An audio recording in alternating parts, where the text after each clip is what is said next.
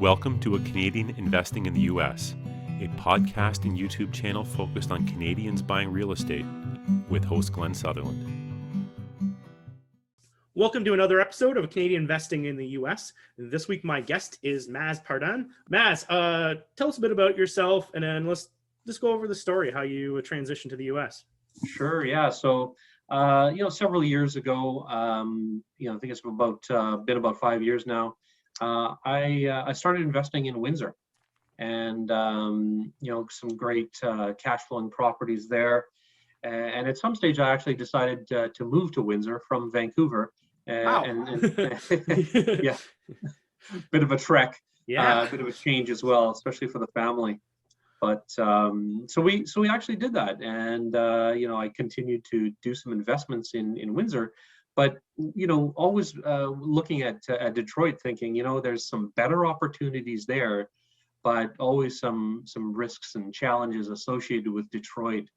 And at the time, Detroit wasn't doing as well, but I could see the transformations happening on a kind of a monthly basis. Every time I'd go across and go out for dinner or something like that, things were really starting to move. So, interesting occurrence where one of my wife's cousins was a realtor in New York, and I actually said, "Have you ever been to Detroit to have a look?" And he said no, and I convinced him to come out, and we went over there together, and he just realized it was a gold mine compared to where he was. And he actually made the move out to Detroit, I would say probably about a year ago. When you say move, like the physical, like his home? Yeah. He's a single guy, so he kind of packed up and took his business over to Detroit. Okay. And really just started buying and selling homes. And he's a realtor, of course. So for him, it was another market, and he implemented the strategies that he had known somewhere else, and started to do really well. So, with him on the ground and me seeing his success, I was kind of able to make my first purchase, if you will, in Detroit. That's incredible. And there's a million different ways to go with this, but I know that because I talked to somebody, Detroit's like a hot market right now. Like everyone, if you listen to the show, it comes up like every 10 episodes, someone's investing in Detroit. It seems like the most common place now, which it wasn't before, but like it is improving. So you're partnered with that guy. So does that mean you can use lending, like with his American Social Security number, or? Right now I'm investing in properties that don't require a lot of lending. Okay. So that's the best way to go. Yeah, I mean, if you can pick up something for sub $30,000 and use your line of credit from Canada to purchase it, then it's an easy thing to do. And with him there, I get an understanding of what's going on from block to block, because it really does change. 2 blocks over, something's really hot, but it isn't right now. But there's gentrification going on across of Detroit and in various areas. So you really have to understand, zip code to zip code, or a postal code to postal code, if you will, and see what's happening and where it's moving. And that's where it's really important, I think, to have someone on the ground there, because it's changing so rapidly. So do you focus on like one zip or one area, or do you kind of go wherever it makes sense? I'm letting him tell me what's hot, and because he's got such a pulse of the market and he's doing so many properties on a monthly basis, he can really tell me, okay, well, you know what, I had a house that was right behind this one that I did this to, and I sold for that much, and he's got a real keen sense of the market from block to block. So during COVID, have you been there at all? I guess you. I know. And that's the big challenge, right? Is I generally know what he's talking about because I've been to Detroit a number of different times, but and you kind of use Google Maps to figure out what it looks like, but of course that's outdated as well. Yeah. So this is the tough part: is how do you rely on someone else to kind of to tell you that and to be confident with the numbers. And I think what you need is just a really large room for error, right? You're buying it cheap enough with such a moat or a margin that even if something happens, you'll be okay. And you're living in Windsor. You just need to buy stuff right on the border, and you go with your binoculars and you sit, and you take a peek from a distance. Just climb over the Ambassador Bridge and take a look down. Yeah, exactly. Send out a drone or something. Hey, I'm looking over here. Do you see this one? Yeah. Yeah. Now point your mirror so I can see in the living room. Anyway. Yeah, exactly. So what's your business anyway? So are you guys flipping these houses? Are you keeping these houses? What's the game plan here? Yeah, again, Detroit, I feel like it's not a place right now where it's stable enough to be thinking about long-term cash flows, which is what I do in Windsor. I'm interested in long-term. I'm not interested in flipping. Yeah. But in Detroit, I think, you've got to be a little bit more careful. And there are, he's telling me stories about people who have hundreds of units who are cash flowing really well, but I don't think I'm in the mood for risking it and not being in proximity to understand the market. I think I'm going to be, and what I've started so far is to buy, renovate, refinance, and then potentially sell, and then move on to the next one. Okay, so you're basically flipping then, right? So you're flipping these things. Yeah. And then I guess you're working with contractors then. Do you manage the contractors? Does your on-site guy manage the contractors? Yeah, so far it's been him bringing in contractors that he's used for his renovations. So again, I've got the experience of what he's gone through and avoiding the contractors who are not performing well. And even in those situations, you're going to have hiccups, and there's going to be things that are changing. I think what contractors are going through right now is that there's so much work out there to renovate, they're cherry picking. And even when they're halfway through a job, they're thinking, oh, there's a shiny object over there. I might just move over to that one. So, it's challenging, and it's really key for you or your management to understand those contractors really well and have a good relationship with them. Has it actually happened to you? Or are people like leaving partway through a renovation? Well, I was in the midst of negotiating a contract with one of those contractors to start some work, and as he was doing that, my colleague is messaging me saying, hey, you know what? Let's hold off on that guy. He's not performing well on another job, and so I kind of avoided that one. Yep. But yeah, it's happening. Yep. Because I know contractors like to finish jobs, and to get to do do the well, yeah, I get, but to do the big ones, sometimes it's harder because they often like the little cosmetic ones. I'm going to go in and throw a kitchen in and some floors and be out, right? Rather than the ones where you need electrical and plumbing is it's a bigger commitment from them, like you're going to tie them up for a long period of time. Yeah, I mean, my experience has been that some contractors like to start things, get to about 90%, and then just leave you hanging for that last 10% for weeks and months, and and you're trying to get it rented and get that cash flow going, and they're sitting there not completing. So it's challenging, right? And especially when you're not there.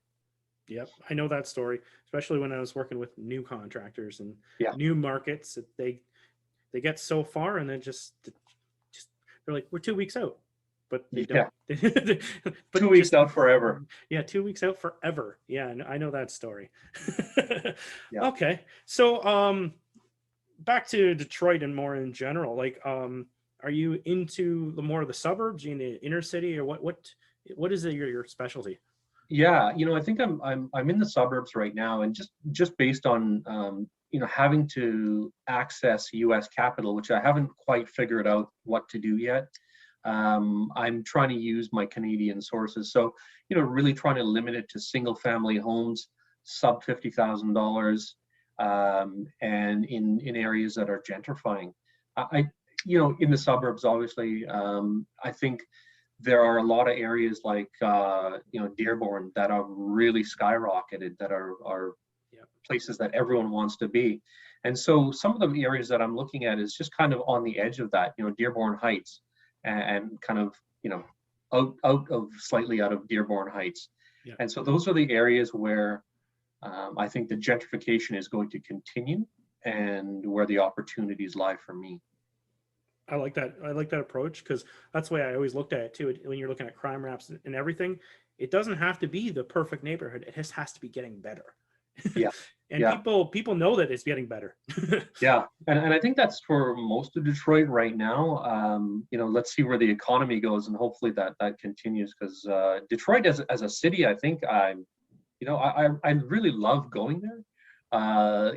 Having dinner and seeing the transformation of the downtown over the last couple of years was pretty incredible. Mm-hmm. Yeah.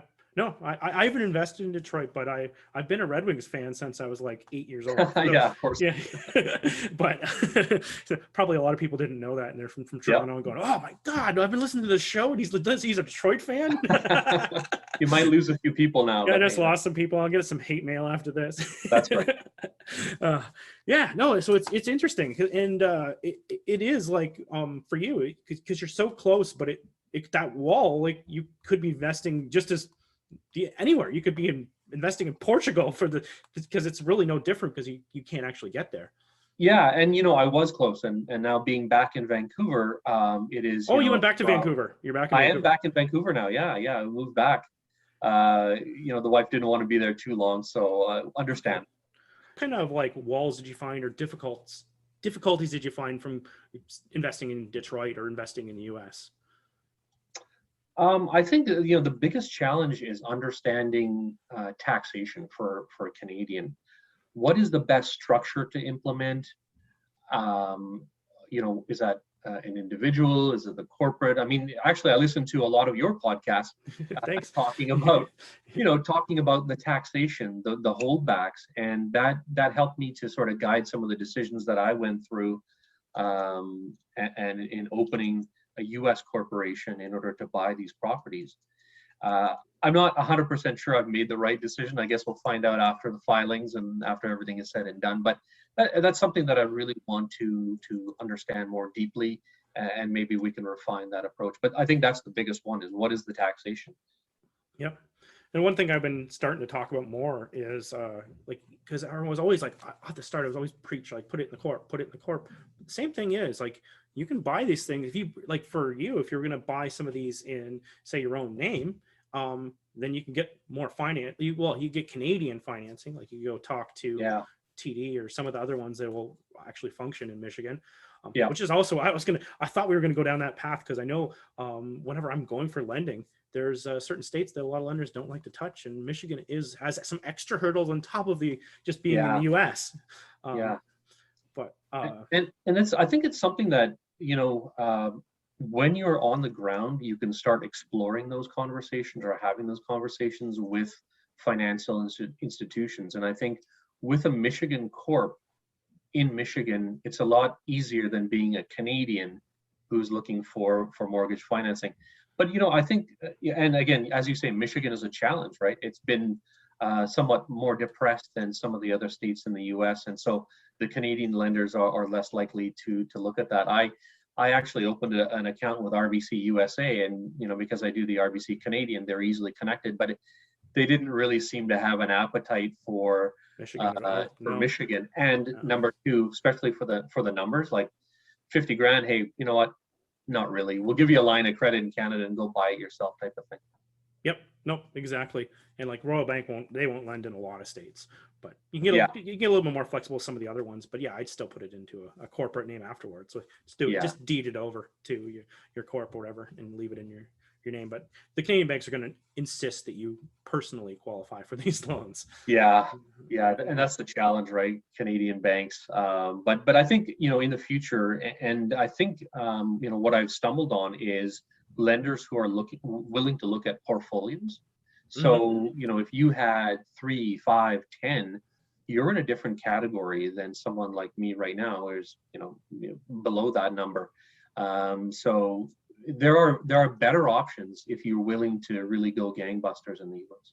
Yep. No, and that is a great way to bundle properties and it like lowers actually your fees by getting Yeah. a higher loan amounts, and they're going to require higher loan amounts for that, because a lot of these, you get into Detroit or like me over in Dayton and Toledo, and you're going to have the price points are too cheap for lending, right? But if you could put a few of them together, they'll do that, and you hit all your numbers, and you can do that. And like some of the fees are flat fees, so when you spread it across into a larger loan, it actually percentage wise it's a better loan. Like it's a cheaper loan to set up.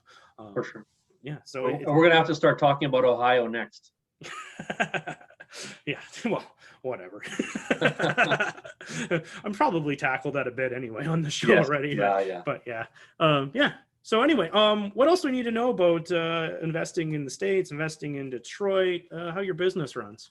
Yeah, I mean, I think just, partner up with someone who understands the space, who does a lot of volume, who understands the market movements. And, I think one of the other challenges that I'm having is, property management, finding someone who owns or who manages a lot of units and who understands the market. It's pretty unique, right? I mean, there's the whole, was it Section 8 housing that you can get into, and I don't fully understand that, but I think you really need someone with some deep knowledge behind that if you're thinking about going down the rental route and having those as income generating properties. Really do your sort of diligence around there, and that's something that I've not had an opportunity to do yet. But if I get up to several units and in a short period of time, and if I'm going to be renting those for any length of time, that's something that I need to look forward to. Yep. And those are good tips to do your diligence, because I've fired many property managements, and you're putting a lot in their court. You're giving them a lot of trust, for repairs and everything else. So yeah, you need to have someone here. And if you do need a property manager in Dearborn, I've never used them, but I know I trust my accountant with everything, and his cousin is a property manager in Dearborn. All right. Well, we'll have to get some details from you. I'll send you a connection over if you want to. That's great. Yeah. So I've never used them, but I trust his cousin. Okay. So maybe it's something. No, and I think that's important, right? I mean, us talking allows us to network, and all of your listeners, it gives you those tidbits of, hey, let's talk to this guy because he's a trusted source, or I know a guy who knows a guy and it's worked out well for him. It's a starting point rather than starting from zero. Yeah, and that's the danger point, is if you're starting from zero and you're using Craigslist or Facebook Classified to find people, because there are scams. There are people who don't perform as well as they should, and that's why they're on there, right? Like they just don't do as good. When I was doing my flips here in Ontario, I hired some floor refinishers off of Kijiji, and you know what? The floors looked beautiful, but I had to repaint the house and the trim because they put spackle all over the whole house. Yeah, and you're like, well, that was a big expense I wasn't planning. The floors look beautiful, but it wasn't what I was planning. It wasn't the whole thing, right? I didn't think I was gonna have to repaint. But and I experienced the same thing in Windsor. Kind of took a risk on a new player in the property management space, and dipped my toe in, but totally got burned on that side, right? So it's important that you use the knowledge that you have from your colleagues and your network. Yeah, no, great tips. I love it. Maz, if people wanted to track you down, what's the best way to find you? Email, I guess. Maybe you can put that in your notes. I'll give it to you later on, and you can throw in my notes, and whatever you want to put in there, I'll throw it in the notes. But happy to connect with people and pass on any information that I can. Thanks so much for coming on the show. I really appreciate your time. Great, thanks, Glenn, and thanks for having me. No problem.